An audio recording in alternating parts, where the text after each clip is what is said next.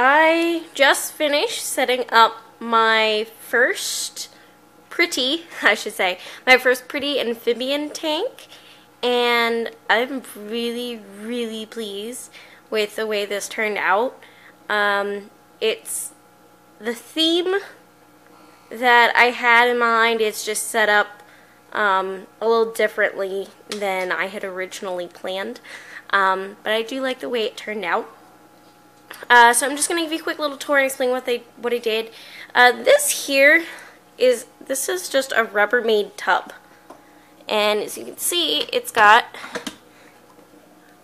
a clear front door, and you lift up and then pull down, so it does lock in place. So you put it in, you're going to push it back, and then it slides down into place on the sides here, and then we lift up and pull down. So it's a nice little clear front tub, nice little display.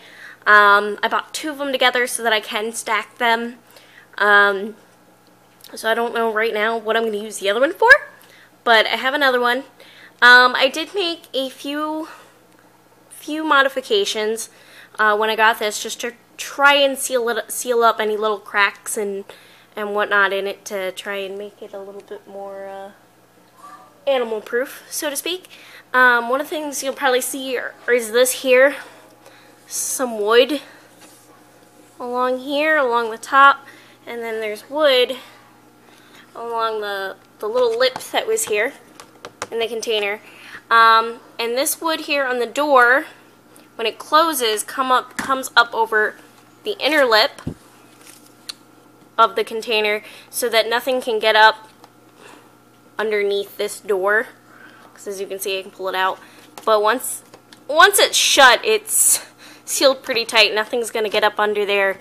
Certainly not very easy. And then there is another little lip down here, so it's sealed up pretty good. Certainly no frogs getting out of there. And then this seals up along the top of the door, so nothing's getting out there. And once I did this, I actually put my corn snake in here. I just kind of set him in here and just kind of watched him for a little while with him crawling around the tank, because typical corn snake, he sticks his nose into every little nook, cranny, and crevice that he possibly can find, whether you're watching him or not. He's not shy about it. He just wants to be in everything and anything. And the only place that he was able to get himself before I put the wood was to get from the inside into here. But he wasn't able to get through this outer lip and get completely out. So with the wood, this should be pretty snake-proof, even, at least for something his size. And he's about 2 feet. So I've sealed it up really good, and it's on there pretty strong. So I did that modification. There is pumped holes across the lid, to the top of the lid here. Not many, just around the outer edge, because like I said, I bought two of them so that I can stack them on top of each other, so that I have like a little reptile condo without spending the money on actual stacking reptile cages. I'm not entirely sure. I'd put if I was going to put a snake in here, it would definitely be something a little older. Definitely not a baby. But this is about, turned this way, the bottom, the interior floor space is equal to that of a 10-gallon. If I flip the tub upside down, then I'm actually using the lid as the floor. The interior floor space is equal to that of a 20 high. So overall, total about the number of gallons this can hold, I'm guessing this is probably, I didn't look to see how many quarts it was when I got it, but I'm guessing this is probably around 15 gallons to volume. I'm not positive, but when I originally got these, I was planning them to be stacked upside down and be used for garter, like one for a garter snake and maybe one for a hognose snake or a rosy boa. Or even, I think they'd be pretty good for something like a leopard gecko, a crested gecko, for larger frogs, that sort of thing. This in particular is for a frog. I don't know what the other one's going to get used for yet. We'll see what I find along the lines of what I decide to do here. But here along the sides, in addition to the holes along the top, obviously that's not a lot of ventilation. So along the side here, I have plastic window screening, or your plastic canvas. On either side, I have a nice big hole cut out. Plastic canvas, black plastic canvas. And then I have it glued in with hot glue, which is just melted plastic. And I've done most of my gluing primarily on the outside. Normally I would do it on the inside. But I decided it actually looked nicer and neater if I had the perfectly square part on the outside of the tub. But I did actually put, you can see better on this side I guess, I did actually put a rim of hot glue on the inside too, just for extra security, and they're in there pretty good. So that'll give some really nice airflow. I'm also going to be clipping on a light onto the outer lip here once the lid's on, and bending the neck of the light down that is going to shine in through one of these little panels just to light up the tank, because you're going to see here a little later that you can't see in here very well. It's actually very, very dark with the lid on it, even with my light in the room on high. Yeah,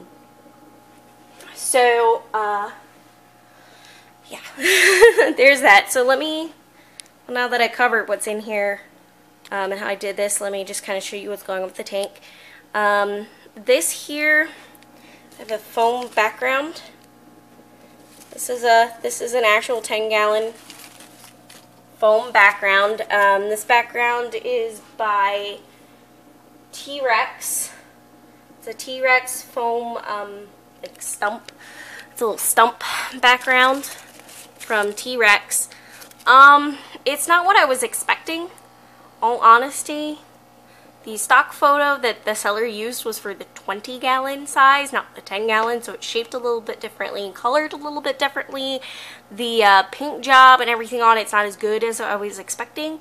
And I was expecting it to be kind of made of a stiffer foam like the Exoterra's backgrounds are, but it's not. It's actually made of this really soft, squishy, like mattress foam, I guess. So I'm a little worried about whether or not this is going to mold in a high humid situation. But apparently, according to T-Rex, this is designed to be used either in a reptile setup or to be used completely submerged in water as a fish tank background. So it is supposed to be aquarium safe. It's got a hole here cut in that I didn't think it was going to come with. I guess this is to run tubing or to hide a pump in it to do waterfalls. And then it has a hole somewhere over here to run tubing to do a trickling waterfall down through here. So I don't know if like the paint that they use to color it's kind of waterproofs it or what, because the entire back of this thing has no painting on it whatsoever. It's just exposed squishy gray foam. So I don't know what to expect out of this, but I got it when it was 50% off, so I only paid $10 for it. And I figured, you know, be really neat. I'd really like to have an actual background in one of my cages for a change, because most of my cages don't have backgrounds. It's just whatever kind of decor I stick in there. Usually, sometimes you'll see like I'll have plants in the back corners or plants along the back wall or bark or something, but don't have an actual background in any terrarium, so that'd be really nice. I already had this idea for doing a swamp theme, and since these things are colored so drab, the colors are so drab and dull, I figured, you know what, it's going to work very well for a swamp.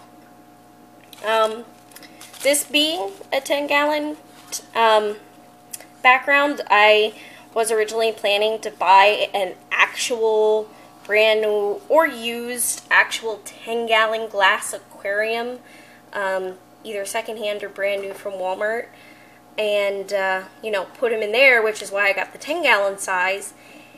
And I kept putting it off, I kept putting it off, I kept putting it off, I kept buying new reptiles and not buying tanks, or I, you know, would try and contact about trying to buy one secondhand and it was already sold.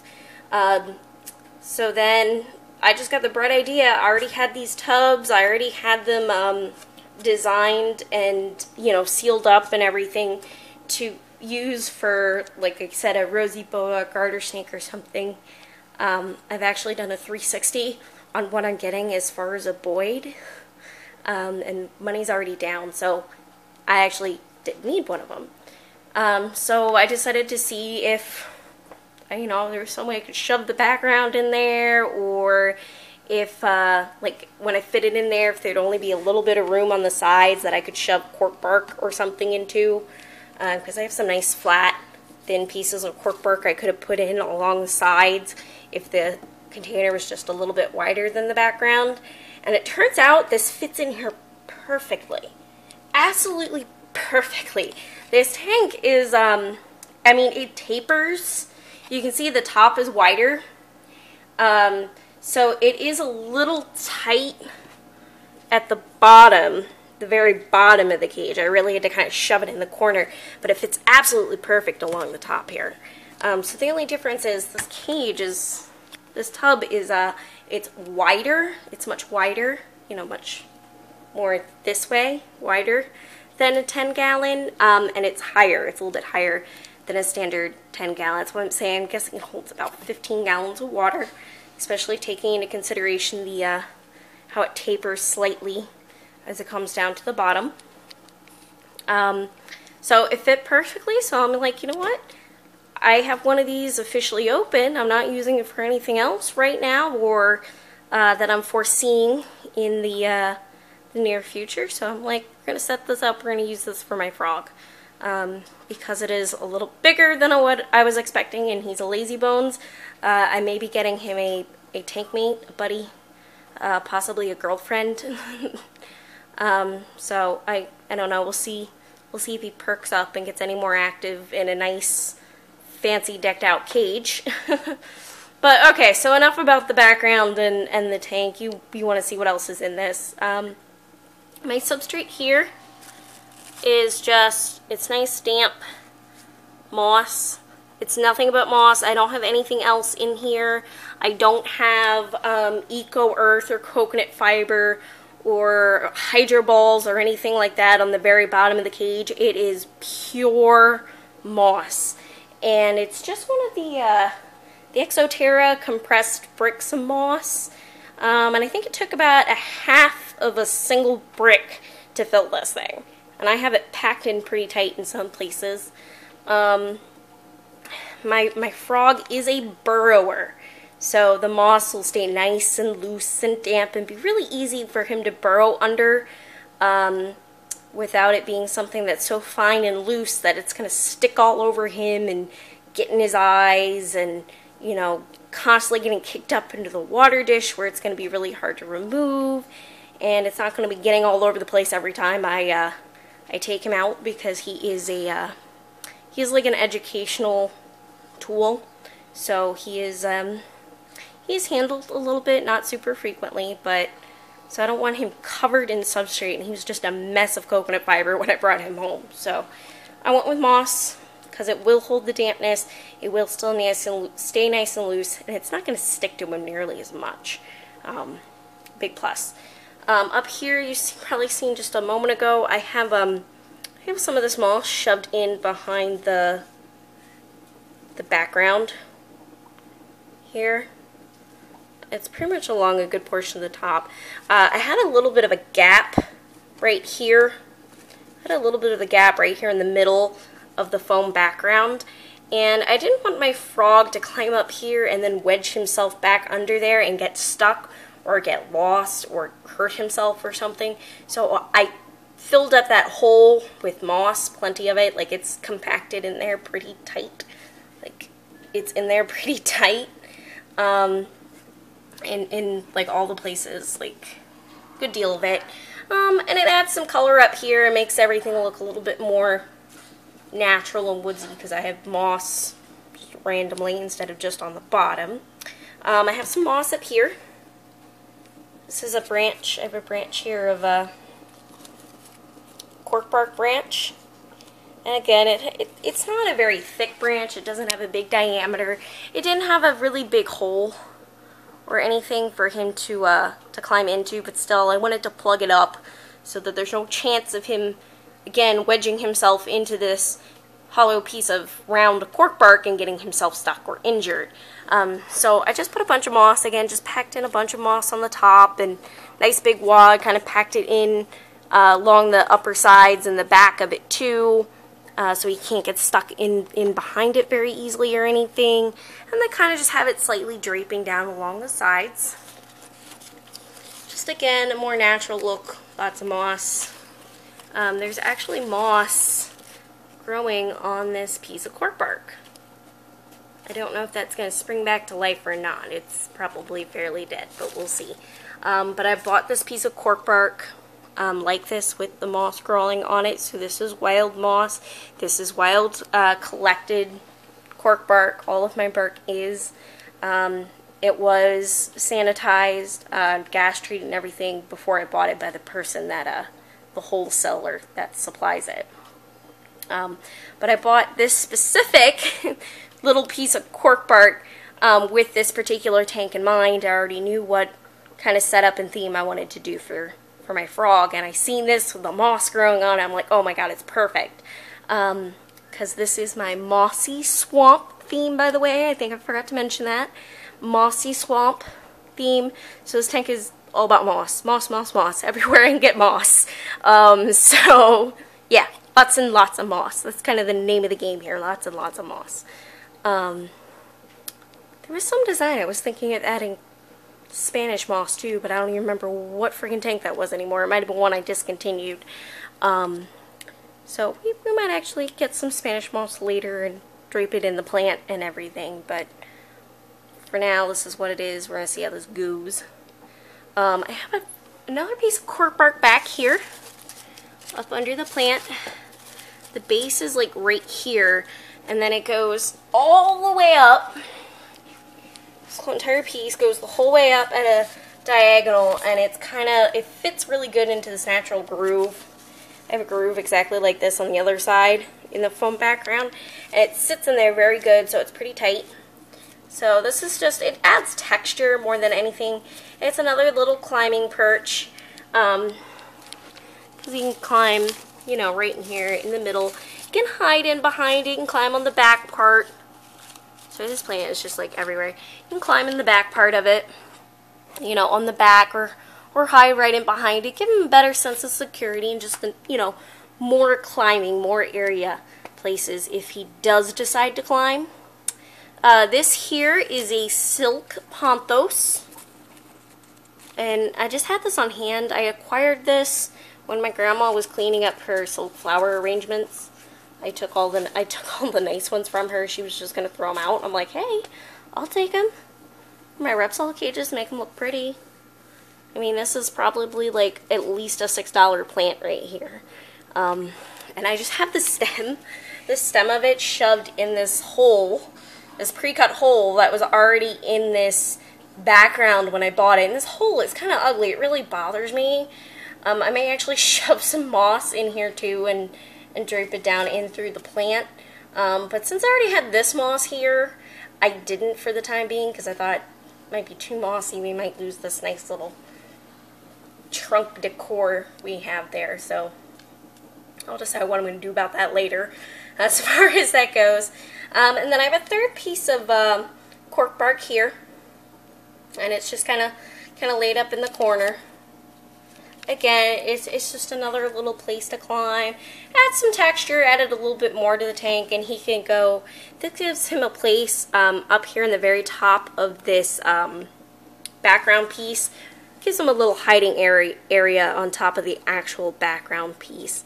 He can climb on the back and the top, so a nice little hiding space for him, and it's in there pretty pretty good. And the lid's actually tight against it, so it's not going anywhere. Again, this was a piece of cork bark that I bought specifically with this tank in mind, because you can see it has some lichen on it. I just kind of like the shape. It's got this little knot growing off, almost like a little branch. It looks very, the shape just looks very natural. And it was small enough. I was actually originally planning to just set this piece flat on the ground in like the back of the cage, just for accent, just to be there, just to add texture. And since, you know, I got a different tank and a bit of a different setup, and there wasn't quite as much floor space as I had planned, and I still really wanted to use it, I figured out how to put it in here, and it fit there, so I'm like, oh, awesome! Hiding spot, another climbing perch, and it just adds some more texture and some more dimension to the tank. This piece was one I bought thinking of the tank 2. I wasn't sure if I'd be using it for this particular tank or not, but it was the longest piece I had available that wasn't like, you know, also very wide or anything. And I just wanted a thin, long piece of something for him to climb on in here. So I went with this one. The back of it is actually cut, I don't know if you're going to see this, is actually cut at a perfect 90-degree angle. So the back of this is actually perfectly square. This was just like a scrap piece. It wasn't intended to be like that. It was just a scrap piece the seller had. I got it for $1. You know, it's just a small piece that was left over from cutting his bigger pieces. And I thought, oh, well, that's cool. It's the whole length of it in the back there is cut at a nice 90-degree angle, so that'll fit really nicely in a corner. Well, obviously it's not in a corner, but I thought it'd stand up straight in the corner of an aquarium just as an accent piece or texture. And who knows, maybe in some terrarium in the future I'll be taking this piece out of here, putting it in a different cage in that manner, just for, you know, some background decor and texture, and putting something a little different in here. I was considering getting a Mossy branch for this tank to add a little bit of that reddish tone that Mossy has.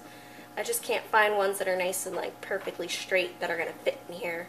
They're usually really like roundish shaped and would just take up way too much floor space. But, and then I think the last thing to cover is my nice little water bowl. Nice big water bowl. You can see it's actually leaf shaped. This is a glass leaf shaped water bowl. Like, here's the little stem of the leaf, and then it has like little tiny grooves etched into the outside, nice smooth ones, to be the veins of the leaf. And it's nice and big. There's like the point of the leaf is back there. And this does lift up. I can lift this in and out of there pretty easily for cleaning it, because my frog is always pooping in his water dish constantly. It is, as you can see, it's set completely on the bottom of the tank. It's not set on top of substrate, so my frog can't burrow underneath it and have it crush him. It's sitting directly on the floor of the tank, and then I just pack moss around the sides of it very, very tightly. This moss is actually packed so tightly that when I lift up the bowl, the moss stays in place. It doesn't slide out or anything because it's packed in so tightly. It retains its shape and where it's at. And that helps hold the bowl away from this lip and tighter against the back, just so it fits a lot nicer and makes it easier to lift in and out, and it's not hitting this. So I only have it filled up about halfway with water. I mean, my species of frog is semi-aquatic, so a nice big huge water bowl he can completely submerge in should not be a problem. But general rule of thumb is that the water is not any deeper than the frog's chin when he is just sitting on all fours. Because a lot of frogs will drown in very deep water if you don't have anything for them to get out. So he can definitely very easily, I mean, he can submerge himself if he wants, but if he just kind of, he'll be able to grab the sides very easily and get out. He's not gonna, it's not deep enough for him to drown. He'll be able to come to the sides and get up pretty good. If I see him having some difficulty getting in and out, I'll put a rock like on the one side for him or something. But we should be in pretty good shape there. And I mean, I got a nice big water bowl just so he's got more room. He does spend a lot of time in his water dish currently. So I thought this would be nice if he had something really big. It's about half the size of the cage. I was not expecting it to take up quite this much space when I bought it, but then again, when I was trying to think in my mind, compare it to the size of this tub in my mind, I totally forgot about how stinking wide this background is. Because this background takes up a lot of width.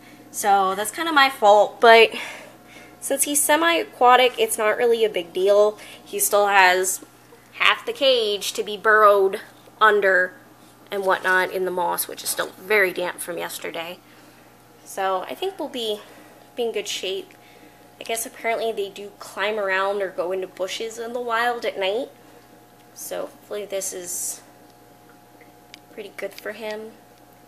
One other point I read to mention with cork bark. Cork bark is awesome. It's a little bit more expensive. I buy it from a wholesaler, so it costs me like 50% less than it would in a pet store. But it's so great because it is mold resistant. Cork bark is like the #1 go-to wood for amphibian terrariums. I mean, people float cork bark directly on the water, or they use it to edge the water pools in vivariums because it doesn't mold. It's extremely lightweight, hence being able to float it. So if it ever falls over on your reptiles, it's not going to hurt them. It's not going to crush them.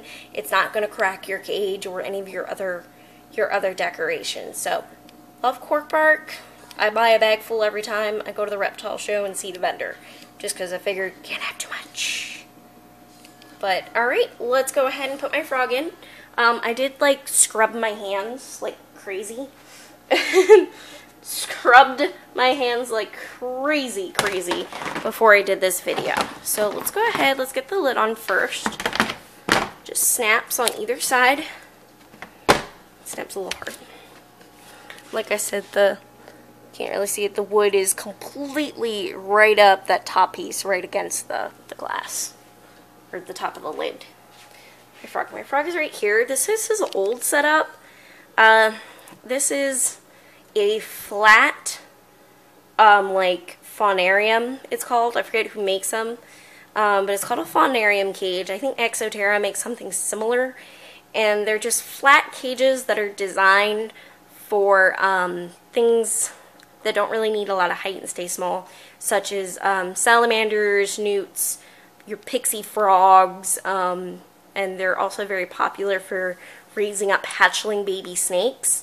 So it's pretty decently long and wide. It's just not very tall, and the floor space is equivalent to that of your standard 10-gallon, which is considered minimum for your frog.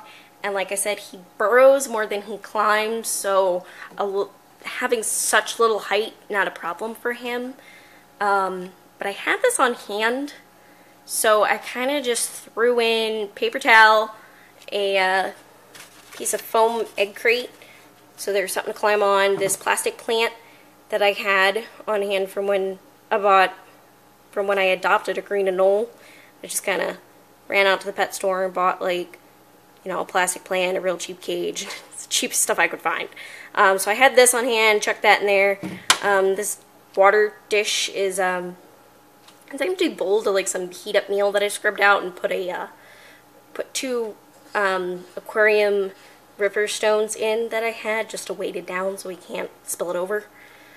So that's his old cage. I had everything on hand and pretty much threw it together because I fell in love with